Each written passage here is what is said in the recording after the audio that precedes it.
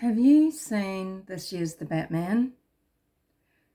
This year's The Batman is a film not only for true crimers, but in my opinion, it's a Gen X film for those of us that had to come of age into an era of fear and uncertainty in a different way that other generations experienced those things.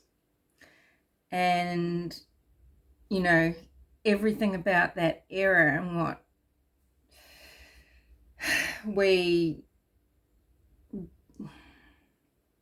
how we experienced life then was expressed through music and through grunge.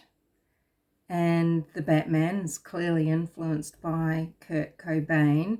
The character Robert Pattinson plays is emo to the hilt, but 90s emo, okay? And the whole film is just grunge. The setting is amazing. I love how they don't leave the city and the protagonists are living in the crumbling city in these stone towers or in these just other old buildings. You know how in parts of cities, the older cities, there are the bridges crossing streets and old railway tunnels and things like that. These buildings are used as headquarters and clubs and homes of sorts. And of course, there's a muscle car, and if you're triggered by high octane car chases and crashes, do not watch this movie. The fight scenes are equally as incredible, and the performances are so marvelous from everybody. I really didn't know what to expect out of Robert Pattinson, although I know that he is a proper actor. I wasn't sure what to expect of him in this role, and I really loved it. He just embodies everything that fits in with this film. I can't explain it. And of course, Paul Dano plays the Riddler in a way that only he could, because Paul Dano, he brings awkward, distasteful, repugnant people to visceral reality.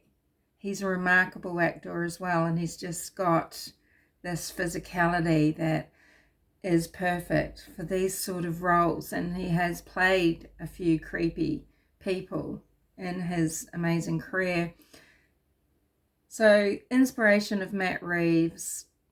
You don't need wiki to know that it's Kurt Cobain, and of course something in the way just hums along under this movie. And the Zodiac Killer is inspiration for the Riddler. Of course, the Zodiac Killer used to communicate with law enforcement, send ciphers and things, and in this true crime genre, the Batman, that's what's happening with the Riddler communicating with the Batman. The puzzles are easy, especially if you have any type of grasp of the English language or are well read. It's not difficult to solve the riddles as quickly as the Batman, but that's not what it's about. You know, just enjoy the ride. There are other famous faces in there, but I'm not going to talk about them. One of them is particularly amazing, and his famous face isn't even on display. But I mentioned this is one for true crime, and it is the Batman going back to his roots of being this crime-fighting duo, and I don't mean with a Robin or a sidekick, although Zoe Kravitz, her presence in the role is solid, it's substantial, but the main focus is Batman fighting crime with his law enforcement connection, Gordon, against his adversary. the serial killer, the Riddler. I like to sort of try and unwrap the other puzzles that are left. I guess they're kind of Easter eggs. I just wanted to mention one here and see what else you can mention down below. There's a club called the Iceberg, and of course the iceberg tip of, we know that there has to be something deep and dark to discover, just something more. Well, it's quite literal in the case of the iceberg, because the main club is below. What is the main club called? Well, it's called 44 degrees. And it's only my opinion, but I've solved this puzzle.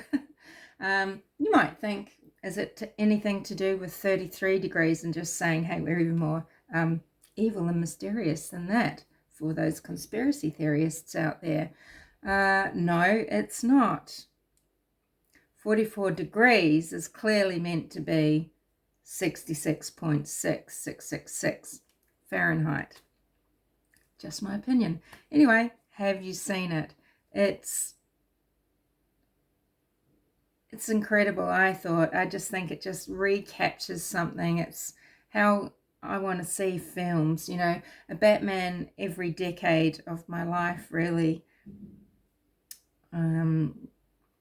has, you know, we've had kitsch and we've had just trying to be very opulent, and we've had the, you know, the Vipassana Batman. Look, Christian Bale, amazing. That is an amazing series, Batman Begins, etc. But I think this, and you look, and I'm not knocking Michael Keaton either. And Val is just a beautiful person, so shut up. But this is brilliant. I loved it. If you haven't seen it, go and see it and talk about it down here.